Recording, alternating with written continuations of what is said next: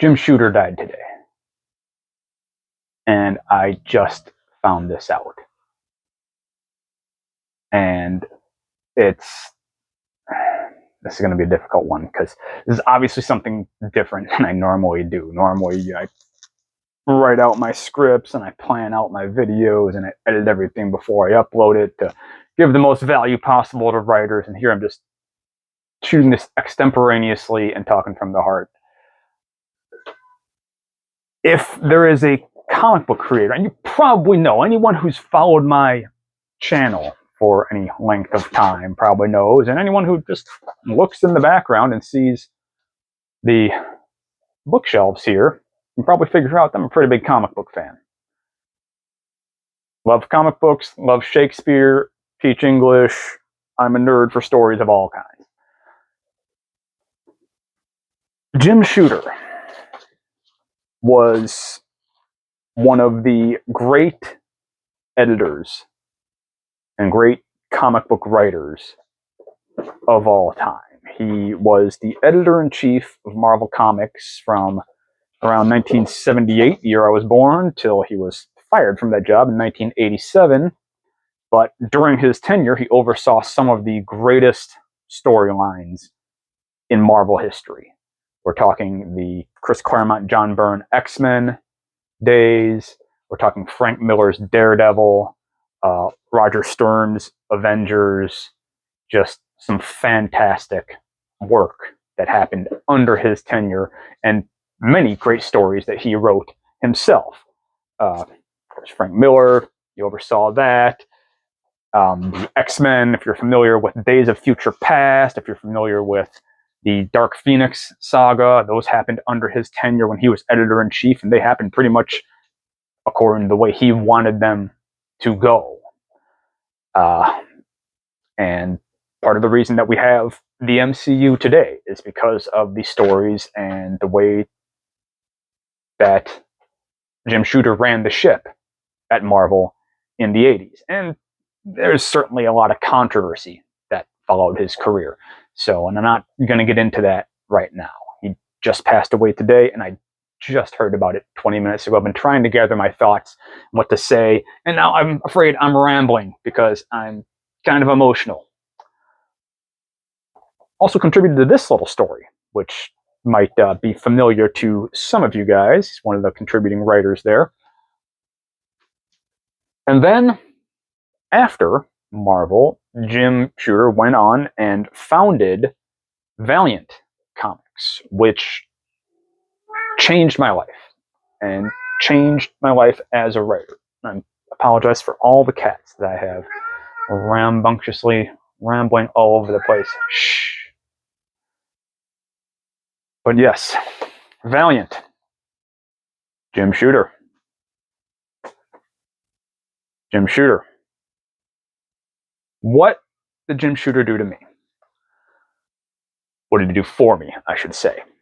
Well, what he made me realize, and I didn't know who any comic creators were until Jim Shooter.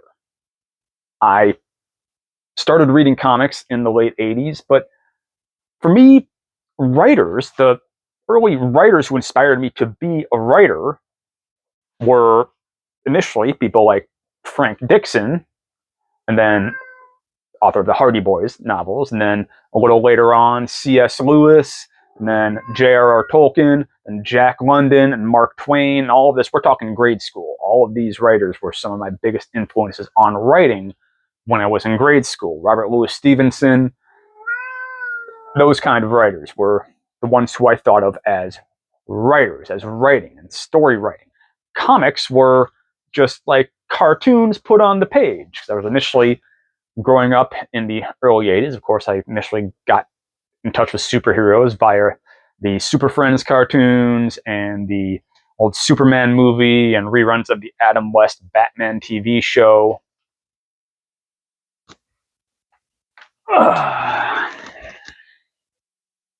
And then I started collecting comics in the late 80s. Didn't really know who any of the creators were, but I thought of comics as primarily drawing. even though the stories and the characters were what drew me in, and the action was what drew me in, still, I thought that comic book art was what comics were all about. And I'm not going to gainsay that now and say that the art is unimportant or less important than writing. It's not. It's equally important. They wouldn't be comic books without the art. But it was in the 90s, the early 90s, when I was in junior high or just starting high school, that I discovered Valiant comic books and discovered the work of Jim Shooter. He's the first comic book writer whose name really stuck with me. By that point, the only other names I might have known were Chris Claremont and John Byrne, because I've been reading their stuff for quite a bit. And those guys are great as well, of course. But what Shooter did when he founded Valiant was he put the writing first.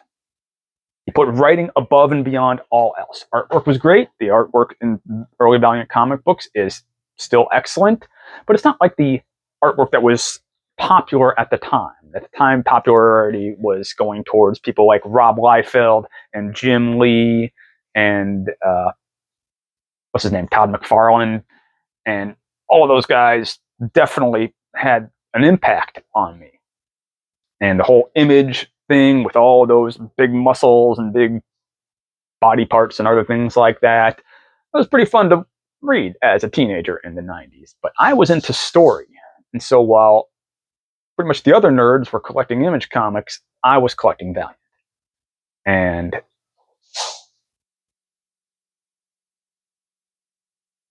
Shooter made me realize that comic books are written, that these are stories that are being told. Yeah, a lot of the storytelling is told through images. That's the same for movies.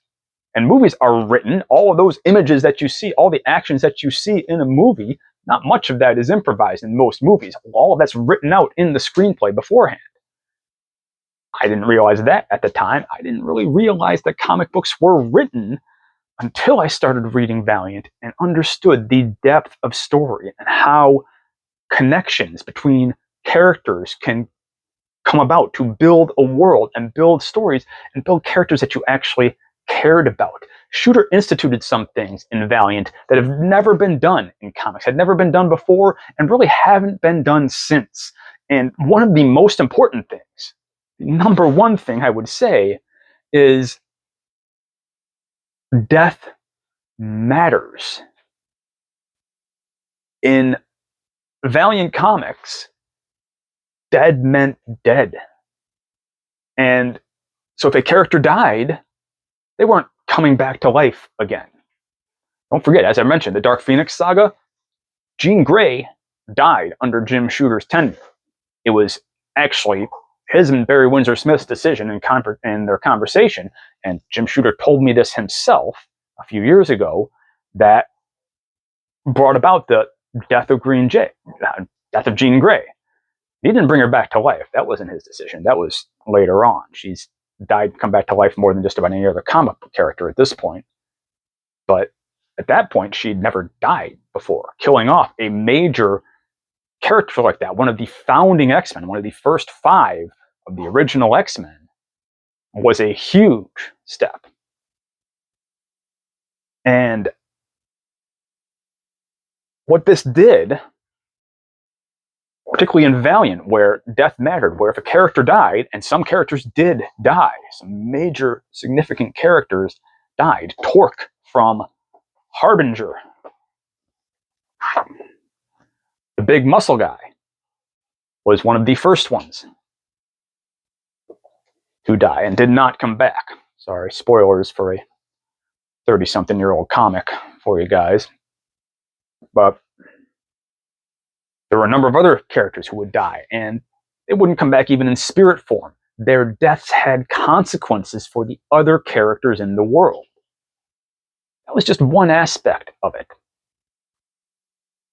The characters didn't go through the same adventures over and over again, like they did in some of the earlier comics, the 60s and 70s. And even a lot of the 80s comics were still doing this. Not at Marvel under Shooter's tenure, at least not the mainstream that he was overseeing. But it still was kind of a standard trope where nothing really had consequences. Everything kind of started over from zero, the sitcom style of writing. Infected comics for a long, long time.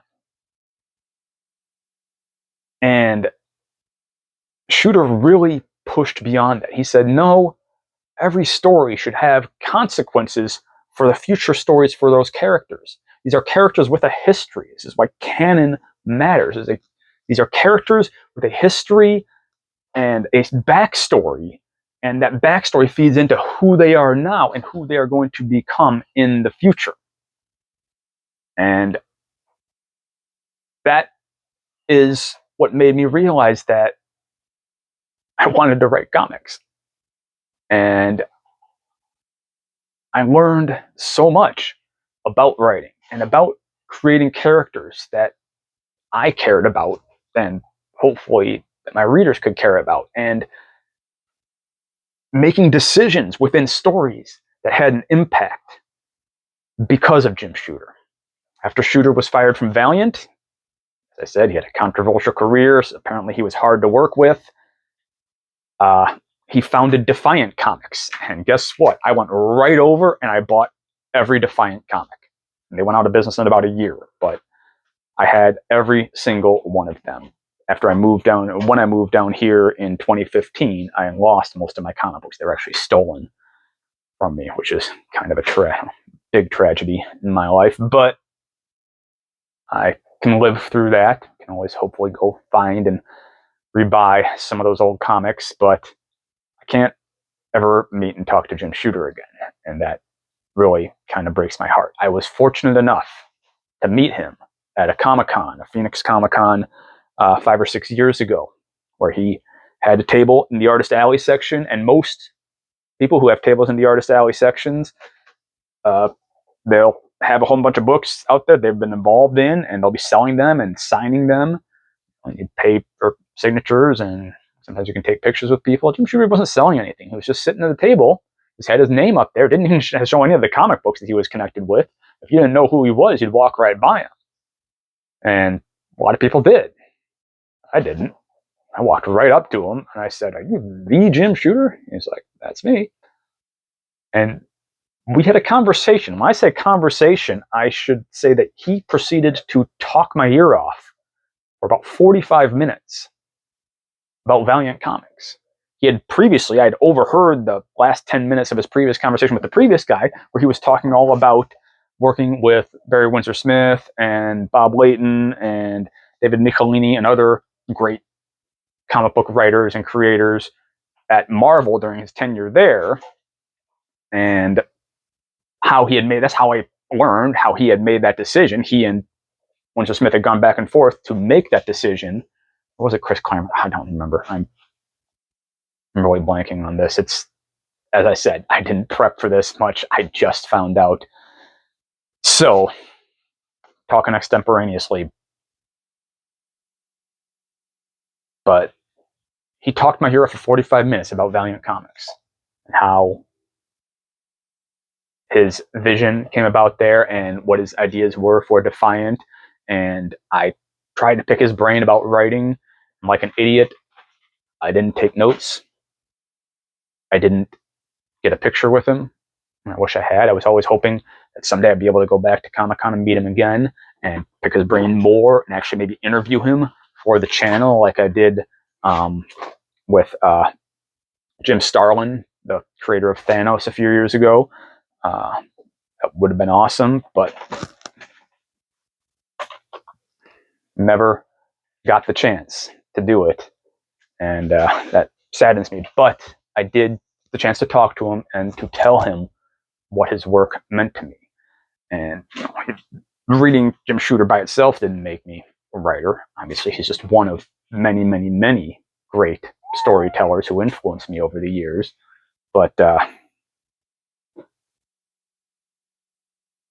without him, I probably wouldn't be here talking to you right now. I might not be teaching English right now. I might not be teaching creative writing. I might not have gone to publish a book. Certainly, probably wouldn't have written a comic script. I've written a number of them. None of them have actually been produced, but I have been paid to do it before. So And I wouldn't be able to do that if I didn't have Shooter's work and his dedication to the craft of storytelling in comics. He really deserves a much deeper review and a much deeper writer's introspection, a real tribute to him than this is. See, it's going to be my most unprofessional video ever, but I'm putting it up as it is. So I hope you guys maybe not enjoy, but at least are inspired to look up Jim Shooter's work for yourself. Dig into his oeuvre, especially if you're a comic book fan, but even if you're not, if you're just a fan of writing and storytelling, look into some of the work that Jim Shooter has done in comics and the stories that he's told and the stories that he's overseen, and see how he's able to make characters that are individualized. Every character is different in a Shooter comic. They all have their own personalities, their own traits, and their own flaws and their own virtues, their own reasons to care about them, and their own arcs. Every character has an arc. Every character develops and grows, and decisions and actions and events have consequences. And that's not what people think about usually when they think comics. They think, well, it's Marvel. Nobody ever dies in Marvel. Nobody ever dies permanently, at least. Not for Jim Shooter. So that's all I really have to say about that right now, guys. And I appreciate you tuning in. And I hope that if anyone else has any memories of Jim Shooter's work or any other comic book artists who have impacted them, who have been impacted by Jim Shooter, leave a comment below and like the video and subscribe to the channel if this meant anything to you at all. Most of my videos are not like this. Most of them are much more writing focused or reviewing specific works and talking about them. But this one just was on my heart and on my mind, and I needed to talk about it because, like I said, just found out half an hour ago, and holy Nikes. Anyway, I'm gonna go reread Harbinger, and I hope you guys stay safe, stay healthy. Until next time, good luck and good writing. Peace.